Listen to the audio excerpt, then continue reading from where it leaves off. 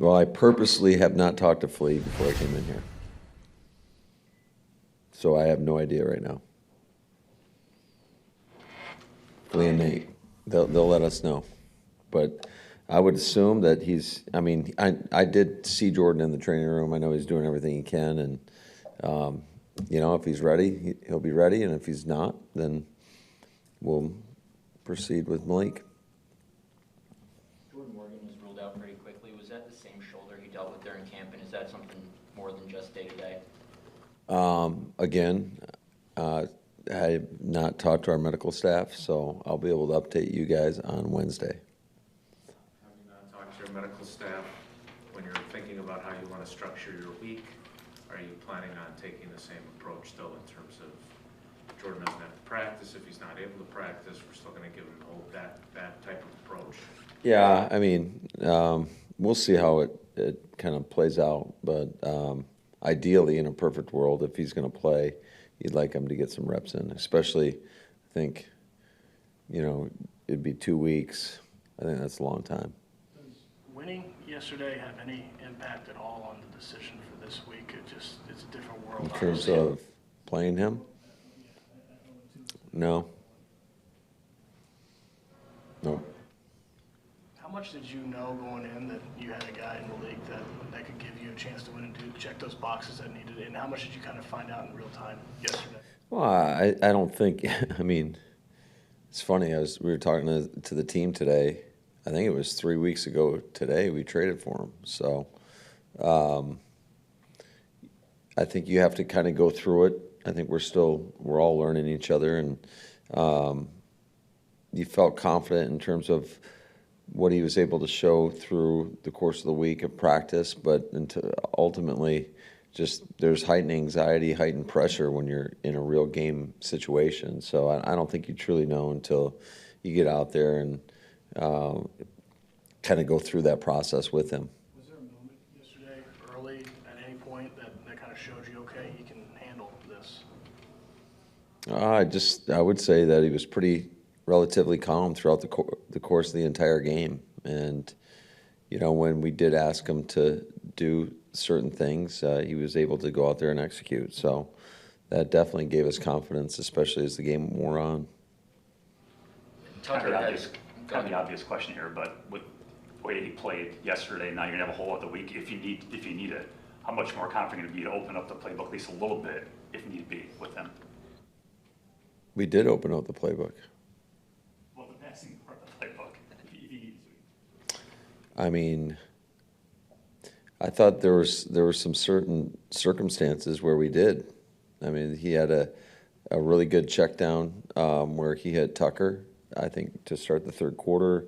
We had the situation, it was 3rd and long, or 3rd and 5, and we threw a go ball to Rome, and Rome made a play. And then there was one later in the game where it was, 3rd and 6, and he threw the out route to Wicks, where Wicks made a really nice grab on the sideline. So the plan going into the game was to run the football, and we were able to do that, especially early on, I would say much more effectively than we were as the game wore on.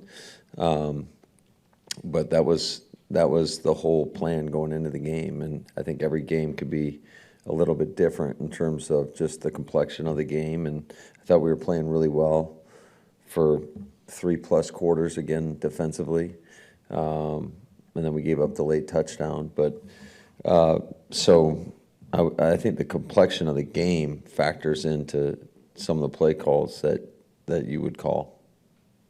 So, Matt, the game plan was great, the execution was great, but it's the 24-hour rule, right? And we're 24 hours out, so now that's over. How do you go about now building, if it's Malik again, a game plan now that Tennessee saw all the cool stuff you did with the fakes and the motions and everything else in the run game? Like, what's the challenge now that you came up with such a good plan that worked the first time? Yeah, I think, again, every game's a little bit different, and just in my initial glimpses of Tennessee's defense, this is a pretty salty group. It's got a lot of good veterans on it, and there's some premier players over there, so it's going to be a tough task regardless. So, but we'll put together a game plan one that we feel like can give us an opportunity to win the game. I think the run-pass balance yesterday used to be, or it got pretty close to 80-20. Did you know going in that was like a target that you're trying to hit in terms of 80-20, or is that just you had the early success and you just kept going with it? Yeah, I would say going into the game, the mentality was we need 40-plus runs, and I think we were almost at that at halftime. We had 30. I know we had 30 some odd runs at half, but that was the thought process going into the game. And then sometimes you're not able to, execute at that level, and we were getting it on third downs.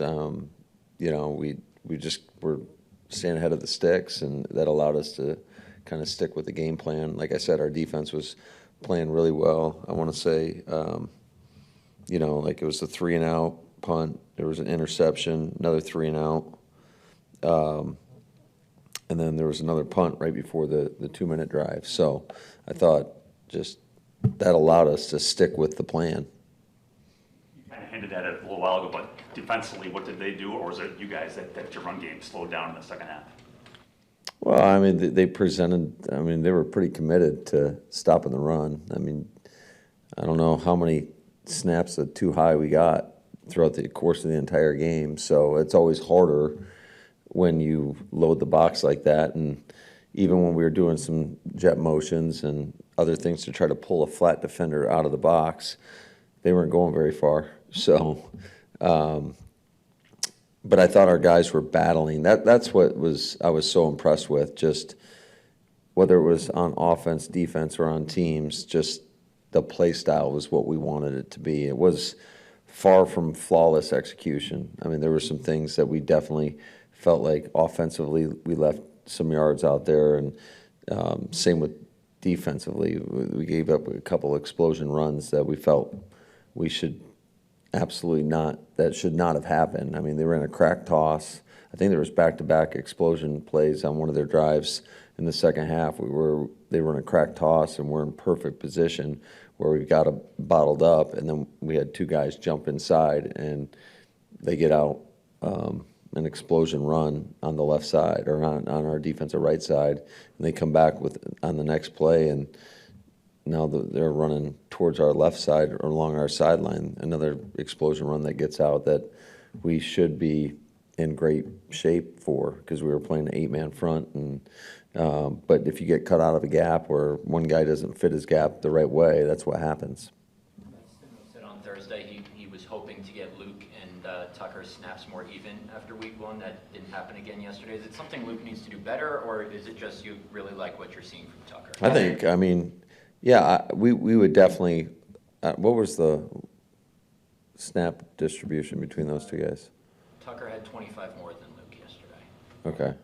So what was the snap count? 31 for Musgrave, 56 for Kraft. Yeah.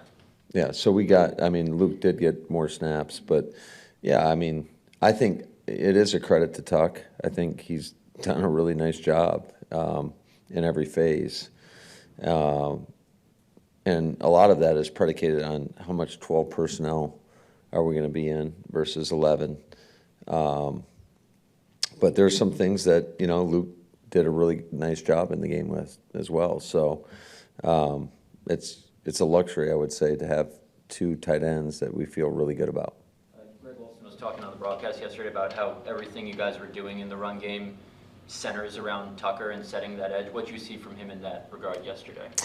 I think Tuck brings a physical presence to our offense, and I think you guys can see that by his play style. 5 interceptions in 2 games. I'm guessing you're not going to get 2.5 interceptions every game, because that would be like 40-something for the year. I don't know how you get a half an interception, but I hear you. Well, what do you think is the reason you guys are taking the ball away, at least for now, a little bit of a higher rating? Well, I would say our defense is predicated on vision, and when you play with vision, typically you're able to get more interceptions, especially if a guy makes a bad decision or if he airmails the ball. And that's what happened yesterday on the first pick by X. We ran a pressure. Quay got in there. It was a play-action pass. It was a good call by half. And the quarterback was kind of drifting back, and Richardson he airmailed it. So luckily Jair didn't get the PBU on that one because he went for it. But